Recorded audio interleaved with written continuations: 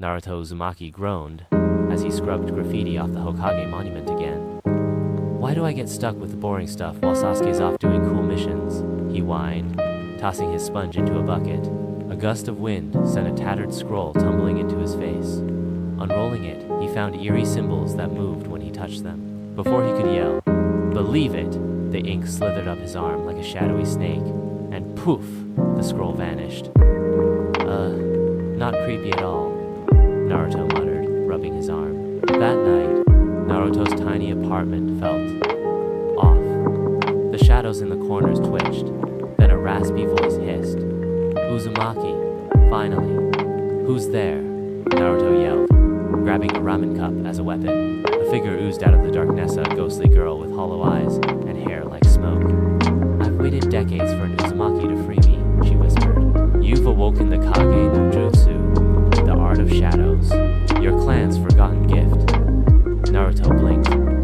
"Wait, I've got a hidden talent? Sweet. Does it involve extra ramen?" The spirit facepalmed. "No, you can now manipulate shadows, but the scroll's curse will consume you unless you help me get revenge on the one who trapped me," the girl, Yuriko, explained. Centuries ago, she was an Uzumaki monk who sealed a rogue Senju warrior into the scroll, but he cursed her soul into the parchment, and only an Uzumaki heir could break it. "Now you must find his descendant and make him pay," Yuriko snarled, her eyes flickering red. Naruto scratched his head. "But revenge is like super not cool? Maybe we just prank him?" Yuriko's shadow lashed out, pinning him to the wall.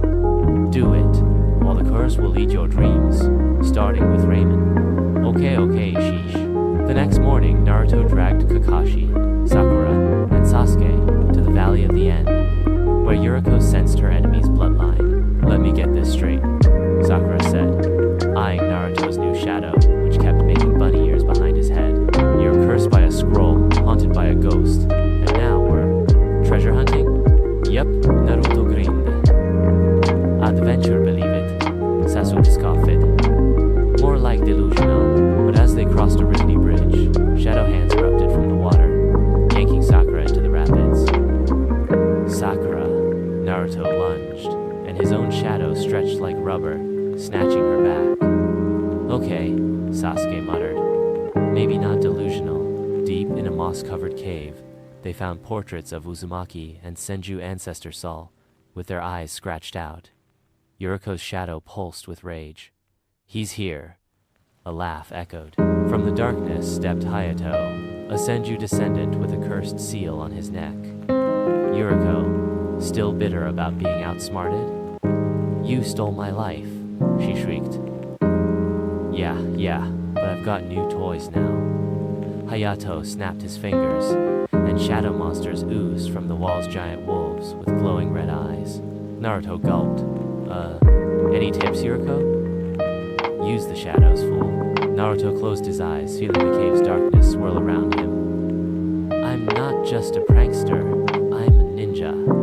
Kage Bunshin no Jutsu," he yelled, but instead of normal clones, shadow clones made of pure darkness exploded into the room. They tackled the wolves, dissolving them into ink. Hayato stumbled back. Impossible. The Uzumaki shadow art died with Yuriko. "Not if I believe it," Naruto grinned, his eyes flickering with shadowy chakra. As Hayato fled, Yuriko's spirit began to fade. "Thank you, Naruto. Now I can rest." "Wait, what about the curse?" she smirked. "Oh, that was a lie. I just needed your stubbornness to break the seal." "You what?" "Bye." She vanished, leaving Naruto with shadow powers and a lingering whisper. "Use them wisely." Back at Ichiraku's, Naruto demonstrated his new trick-making shadow puppets of Kurama. "Look, it's evil ramen wolf," Kakashi sighed. "Just don't turn the villain